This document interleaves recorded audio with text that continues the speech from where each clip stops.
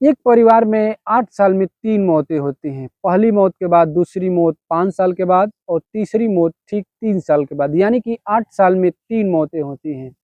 अब ये दुनिया को ऐसा लगता है कि यह सब भगवान की देन है, या अनहोनी हो रही है। लेकिन मैं आपसे कहूँ कि यह एक साजिश का हिस्सा थी। तो नमस्कार, आप देख रहे हैं क्राइम तक हिंदी कहानी और मैं दया शंकर बिंद। जो पहली मौत होती है, जो 22 जून को एक बेटा अपनी माँ को लेकर हापुड़ जा रहा था। हापुड़ जाते वक्त उसकी बाइक को किसी अज्ञात वाहन ने टक्कर मारती है और टक्कर मारने के बाद उसकी बाइक रास्ते पर स्लिप करके गिर जाती है। उसके बाद उसकी माँ के सर में काफ़ी गहरी चोट आती है। अब अपनी माँ को आनन फानन में लेकर अस्पताल पहुंचता है। अस्पताल पहुंचने के बाद उसकी माँ को डॉक्टर देखते हैं और इलाज करते हैं। इलाज के दौरान वो अपना दम तोड़ देती है और दम तोड़ने के बाद जो डॉक्टर थे वो उसको मौत करा देते हैं, यानी कि उसकी मौत हो जाती है। अब ठीक उसी शख्स की ठीक 5 साल के बाद, यानी कि 2022 में वह शख्स अपनी पत्नी को डायरिया की जर्जर हालत में एक अस्पताल में लेके पहुंचता है। अस्पताल में लेके जाने के बाद उसकी पत्नी का इलाज किया जाता है, लेकिन उसकी पत्नी का भी इलाज के दौरान मौत हो जाता है। और मौत होने के बाद डॉक्टरों को भी लगता है कि यह एक नेचुरल डेथ है और डेथ क्लियर कर देते हैं। अब तीसरी मौत होती है, यानी कि ठीक 3 साल के बाद सितंबर 2025, यानी कि आज के कुछ दिन पहले। अब तीसरी मौत होती है उसके पिता की। वह ठीक पहली मौत की तरह वो अपने पिता को मेरठ के साइड में बाइक से कहीं पे लेके जा रहा था। कहीं पे लेके जाने के उसके पश्चात ठीक उसी प्रकार कोई अज्ञात वाहन टक्कर मारता है और टक्कर मारने के बाद उसके पिता के भी सर में भी बहुत गहरी चोट आती है। चोट आने के बाद पास ही के मेरठ के एक रात में अस्पताल में पहुंचता है और रात में पहुंचने के बाद उसके पिता का इलाज चलता है। इलाज चलने के बाद सुबह होते होते उसके पिता की भी मौत हो जाती है। और पिता की मौत होने के बाद भी डॉक्टर कहते हैं कि इनकी मौत हो गई। पुलिस वाले आते हैं और एफआईआर लिखते हैं, लिख देते हैं कि हाँ इनकी एक्सीडेंट हुआ था, एक्सीडेंट होने के बाद इनकी मौत हो गई। अब इन 8 सालों में एक ही परिवार में 3 मौतें हुई। एक उसकी माँ की, एक उसके पिता का और एक उसकी पत्नी की। इसमें संजोग देखिए या साजिश देखिए कि 2 एक्सीडेंट में वह लड़का बिल्कुल सेफ बच गया और उसी एक्सीडेंट में उसकी माँ की और उसके पिता की भी मृत्यु हो गई। और ठीक उसी समय कुछ सालों के बाद उसकी पत्नी की भी डायरिया के कारण मौत हो गई। अब इधर ये सब आसानी से चल रहा था। अब चलने के बाद 2 घटना सामने आती हैं और 2 घटना घटित होती है। पहली ये कि जब इसके पिता की मौत हुई तो यह पिता की मौत से पहले कुछ दिन पहले यह 4 महंगी गाड़ियां अपने पिता के नाम पर, अपने पिता के नाम से लोन से खरीदी थी और उन्हीं का लोन उनके नाम पर था। और चूंकि इसके पिता की आज की डेट में कुछ दिन पहले एक्सीडेंट हुआ और मर गए, इसलिए जो बड़ी बड़ी गाड़ियों की कंपनियां जो इंश्योरेंस की थी, जो फाइनेंस की थी, उनका फाइनेंस भी माफ हो गया और सारी गाड़ियां इसके नाम से कर दी। अब दूसरी चीज ये सामने आती है कि अपने पिता के नाम पर लगभग 60 12 कंपनियों में 64 बीमे दर्ज करवा रखे थे, जो मरने के बाद मिलता है, डेथ क्लेम मिलता है। वह डेथ क्लेम की राशि आप सुनकर चौंक जाएंगे। उस डेथ क्लेम की राशि थी 39 करोड़ रुपए। लगभग 30 करोड़ और 9 करोड़ उसमें और जोड़ दिया तो 39 करोड़। और सीधी सीधी भाषा में आपको बताएं कि 390 लाख रुपए है। 390 लाख रुपए को 39 करोड़ कहते हैं। अब इधर अपने पिता की डेथ के बाद या अपने पिता का डेथ सर्टिफिकेट बनवाता है। डेथ सर्टिफिकेट बनवाने के बाद उस 12 कंपनियों में ये अपनी फाइल भेजता है अपने पिता के डेथ सर्टिफिकेट के पास कि मेरे पिता की मृत्यु हो गई है और उनके जो मरने के बाद जो उनकी बीमा राशि थी जो हमको देना था, आप वो हमको दे दीजिए। अब उन 12 कंपनियों में 12 कंपनियों के टेबल पर एक फाइल पड़ी है, जिस फाइल की रकम है बीमा राशि 39 करोड़ रुपए है। अब ये सब जो भी उस कंपनी के जो आला अधिकारी से देखते हैं, उसके कर्मचारी तो उनके होश हो जाते हैं कि आखिरकार एक व्यक्ति के नाम से 39 करोड़ रुपए की बहुत बहुत बड़ी रकम राशि होती है। अब ये अंदर ही अंदर पूछताछ करते हैं कि कहीं और पता करो तो कहीं और किसी कंपनी में तो नहीं इसका ऐसे बीमा है। जब पता करते हैं तो पता चलता है कि हाँ 12 कंपनियों में लगभग 64 बीमे है और जिनकी रकम है 39 करोड़। तो ये सब देखने के बाद वो हिल जाते हैं, कहते हैं कि इतनी बड़ी रकम राशि आखिरकार उस व्यक्ति का इनकम ऑफ सोर्स क्या है, कमाने का जरिया क्या है, उसका बैकग्राउंड क्या है, उसकी पुश्तैनी राशि कितनी, उसका पुश्तैनी धन कितना है। अब वो अंदर अंदर पता करते हैं, पता करने पर पता चलता है कि जो जो शख्स है उसके पिता की एक फोटोग्राफर की दुकान है और वो बहुत पुरानी है और उससे लगभग लगभग 30 से 40 हज़ार रुपये महीने का इनकम ऑफ सोर्स है। इससे बहुत बड़ी इनकम ऑफ सोर्स नहीं होती होगी। अब 30 से 40 हज़ार कमाने वाला व्यक्ति अगर 39 करोड़ रुपए की बीमा राशि क्लेम करवाता है, क्योंकि एक नियम और है कि जितनी भी बड़ी बीमा राशि का क्लेम होता है उतना ज़्यादा प्रीमियम भरना पड़ता है। अब वो पता करते हैं तो पता चलता है वो हर साल अपने पिता की 30 लाख रुपए सिर्फ प्रीमियम का भरता था। अब ये सब देखने के बाद वो चकरा जाते हैं, कहते हैं ये कुछ ना कुछ तो गड़बड़ है। अब इधर इन ये सब चल ही रहा था कि तीसरी घटना एक और घटित होती है कि ठीक उसी शख्स की बीवी, दूसरी बीवी, जो पहली जो बीवी मर गई थी उसके बाद वो एक और शादी की थी, उसकी बीवी अचानक थाने पहुंचती है और थाने पहुंचने के बाद कहती है कि साहब मेरी जान को खतरा है। अब पुलिस वाले चौंक जाते हैं कि कोई आकर कहे कि साहब मेरी जान को खतरा है, तो पूछते हैं कि आखिरकार तुम्हें कौन जान से मारने की कोशिश कर रहा है, तुम किससे खतरा है। और वो पत्नी कहती है कि मेरे पति से, जिसका नाम है विशाल सिंघल, जिसकी उम्र है लगभग 38 वर्ष। वो कहती है कि वो मुझे पहले भी मारने की कोशिश कर चुका है, लेकिन मैं कैसे भी बच के आई हूँ और मैं इस समय अपने मायके रह रही हूँ और आप मेरी रिपोर्ट लिखिए, मेरी जान को बचा लीजिए। अब पुलिस वाला कहते हैं कि अमूमन आज के समय में हर मर्द और बीवी के बीच में कभी ना कभी रिश्ते में खटास आती है, मार झगड़ा तो ऐसे ही चलता रहता है। तो इसका मतलब ये नहीं कि कोई पति अपनी पत्नी को मार दे। अब उसकी पत्नी को, जो उसकी बीवी थी, उसको समझाकर पुलिस वाले घर भेजते हैं कि जाइए कोई बात नहीं, हम देख लेंगे। अब 2-3 दिन बीता, 2-3 दिन बीतने के बाद फिर उसको लगता है कि मेरे पति ने मुझे मारने की कोशिश की थी, उसका भी रोड एक्सीडेंट करवाता है लेकिन वो बाल बाल बच जाती है। अब उसको लगता है कि ये मुझे छोड़ेगा नहीं। अब उसके दिमाग में ये चल रहा था कि 3 लोगों का मुझसे पहले डेथ क्लेम हुआ है, बीमे की राशि हुई है और उनके मरने के बाद इसको मिला है और चौथा मेरा नंबर है। अब वो सीधे पहुंचती है एसपी ऑफिस। एसपी ऑफिस जाने के बाद जो एसपी था, जिले के कैप्टन थे, उनसे कहता है कि साहब मुझे बचा लीजिए, मेरा पति मुझे मारना चाहता है। अब एसपी तक ये बात जाती है, चूंकि थाने से ऊपर एसपी तक बात जाती है तो एसपी इस बात को सीरियस में लेता है। कहता है कि आखिरकार वो कौन व्यक्ति है कि तुम्हें मारना चाहता है। कहती है कि साहब मेरा पति मुझे मारना चाहता है, वो 2 बार मुझे मारने की कोशिश कर चुका है और मैं कैसे भी बच के आई हूँ, आप मुझे बचा लीजिए।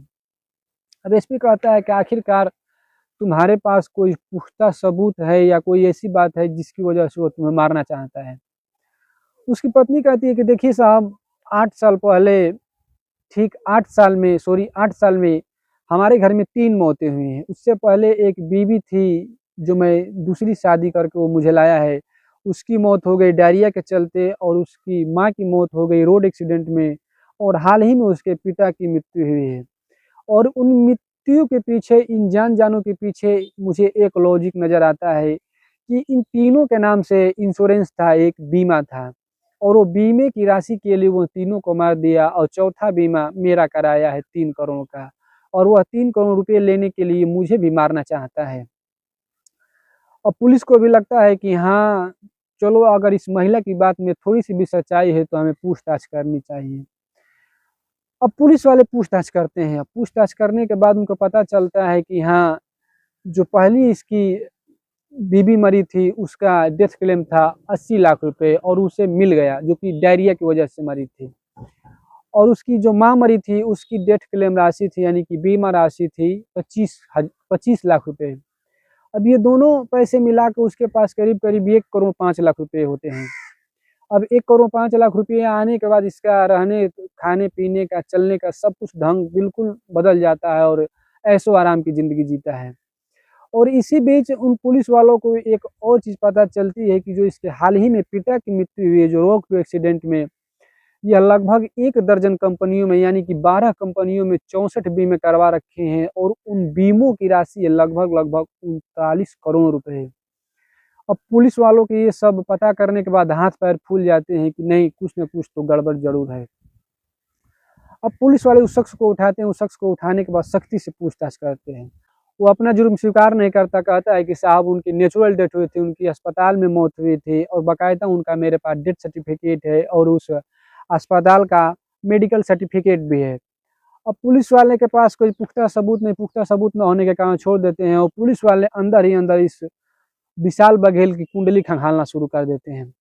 जब कुंडली खंगालते हैं तो पता चलता है कि यह विशाल बघेल अपने पिता के ठीक मरने से पहले 4 महंगी-महंगी गाड़ियाँ खरीदा था और 4 गाड़ियाँ खरीदने के बाद अपने वह पिता के नाम पर लगभग 1 दर्जन कंपनियों में 39 करोड़ रुपए का बीमा राशि करवा रखा है। और अपने पिता की मृत्यु मेरठ में डेथ क्लेम दिखाया है कि वह उनकी मृत्यु रोड एक्सीडेंट होने के बाद किसी अज्ञात वाहन ने टक्कर मारी और टक्कर मारने के बाद उनके सर में काफ़ी गहरी चोट आई और चोट आने के बाद वह मेरठ के अस्पताल में लेके गया था, लेकिन वहाँ पर इलाज के दौरान उनकी मौत हो गई।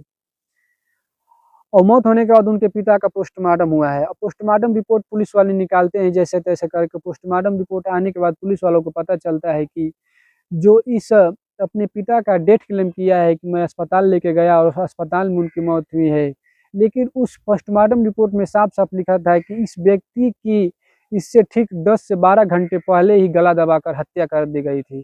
उसके बाद उसके सर पर किसी वज़नी चीज़ से जैसे पत्थर हो या डंडा हो, इससे भारी भरकम वार किया गया था और वार करने के बाद उसको अस्पताल लेके जाया गया था। अब पुलिस वाले जैसे ही ये देखते हैं उनके हाथ एक पुख्ता सबूत लग जाता है कि यह व्यक्ति झूठ बोल रहा है। अब पुलिस वाले फिर से उस विशाल बघेल को उठाते हैं। विशाल बघेल को उठाने के बाद उससे सख्ती से पूछताछ करते हैं। कहते हैं कि देखो तुम सच-सच बता दो, नहीं तो पुलिस अपना रवैया अपनाएगी आपसे, तुमसे उगलवाने के लिए, तुम्हें सच बुलवाने के लिए, तो तुम सह नहीं पाओगे। अब इधर पुलिस के डर के मारे वो अपना जुर्म कबूल करता है, कहता है कि हाँ साहब, मैंने ही अपनी पत्नी का और अपनी माँ का और अपने पिता का मर्डर किया है, यानी कि खून किया है।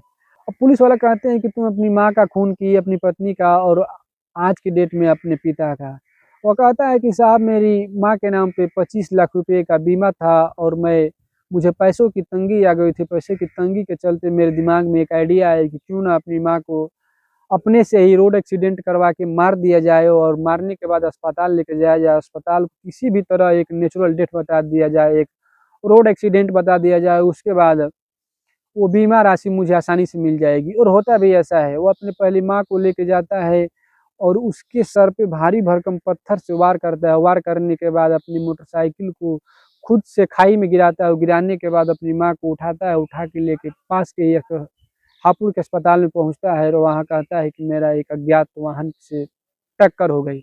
अभी आज के डेट में भी वाहन का कोई अता पता नहीं है, क्योंकि वाहन था तो तब न पता चलेगा। और मुझे 25 लाख रुपए आसानी से मिल गए थे, इसलिए मैं सोचा कि क्यों ना इसको और 1-2 बार ट्राई किया जाए। इसलिए मैंने अपनी पहली पत्नी के 80 लाख रुपए का बीमा करवाया। 80 लाख रुपए का बीमा करवाने के बाद उसे स्लो पॉइज़न दिया और स्लो पॉइज़न देने के बाद धीरे-धीरे उसकी हालत बिगड़ती गई और वो उसको डायरिया हो गया और डायरिया होने के बाद मैं उसे जर्जर हालत में, बिगड़ी हुई हालत में अस्पताल लेके गया और अस्पताल वाले इलाज के दौरान उसकी मौत हो गई। वो भी उसका डेथ सर्टिफिकेट आसानी से मेडिकल सर्टिफिकेट बना के दे दिए और मुझे वो भी 80 लाख रुपए आसानी से मिल गए।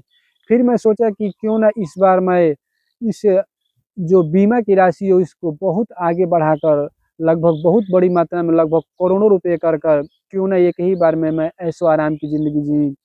और इसलिए मैं अपनी जो 1 करोड़ 5 लाख रुपए जो दोनों की राशि मिलाकर मिली थी, जो 80 लाख रुपए और 25 लाख रुपए, इसी से मैंने अपने पिता के नाम पर महँगी-महँगी 4 गाड़ियाँ खरीदी और चारों गाड़ियों का लोन अपने पिता के नाम पे करवाया।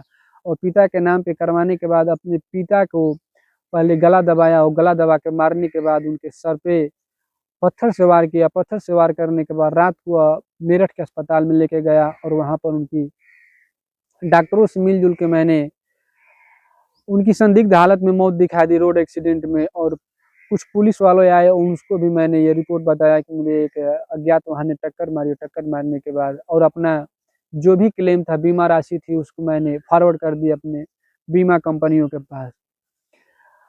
अब चूँकि पुलिस वालों के सामने एक और बहुत बड़ी समस्या है। अब पुलिस वालों के सामने एक बहुत बड़ी समस्या है कि जो 2 मौतें हुई हैं उसकी माँ की और उसकी पत्नी की, वो तो उसको जस्टिफ़ाई कैसे करें, उसको कैसे दर्शाया जाए, इसके खिलाफ कैसे सबूत इकट्ठा किया जाए। अब चूंकि अब कोई भी व्यक्ति अपने खिलाफ अगर गवाही देता है कोर्ट में तो वह मान्य नहीं होता। अगर यह व्यक्ति जाकर कोर्ट में भी कह दे कि हाँ मैं अपनी माँ और पत्नी का मर्डर किया है तो कोर्ट उसे मानेगा नहीं, क्योंकि किसी भी मर्डर होता है, मृत्यु होती है, मर्डर होता है तो उसका सबूत होता है, वह उसकी जगह हमसे कुछ कुछ सबूत इकट्ठा किए जाते हैं, लेकिन वो तो पुलिस के हाथ है नहीं। लेकिन एक चीज़ है, उसके पिता की जो सितंबर महीने में मौत हुई है और मौत होने के बाद यह गलत बयान लिखवाया है, गलत रिपोर्ट लिखवाई है कि रोड एक्सीडेंट में मौत हुआ है, उनके सर में चोट आई थी। लेकिन पोस्टमार्टम रिपोर्ट में यह पुख्ता लिखा गया है कि उनकी पहले गला दबाकर हत्या की गई थी। गला दबाने के बाद उनके सर पे भारी भरकम पत्थर से वार किया गया था। वार करने के बाद उनका अस्पताल लेके जाया गया था। अब ये पुलिस के पास पुख्ता सबूत है। पुलिस अब विशाल सिंघल को अरेस्ट करती है। अरेस्ट करने के बाद सीधे जेल भेज देती है और जेल भेजने के बाद अब पुलिस देखिए कितना कितना चार्जशीट क्या लगा के दाखिल करती है। दाखिल करने के बाद कोर्ट का जो भी फैसला है। लेकिन आज की कहानी में बस इतना ही। अब एक चीज़ और सामने आ रही है फिलहाल, सॉरी, जो 12 कंपनियों जो में अलग अलग बीमे की राशि थी, उनमें से 3-4 कंपनियों के पैसे इसके खाते में ऑलरेडी आ भी चुके थे, लेकिन बाकी कंपनियां भी अपना क्लेम इसको क्लियर नहीं की थी, अपना पैसा नहीं दी थी। अब देखिए कोर्ट का फैसला क्या आता है। आज की कहानी में बस इतना ही, और ऐसी ही सच्ची घटना सुनने के लिए आप हमारे साथ जुड़े रहिए। हमारे चैनल को सब्सक्राइब करिए और प्लीज़ हमें सपोर्ट ज़रूर करिए। तब तक के लिए जय हिंद।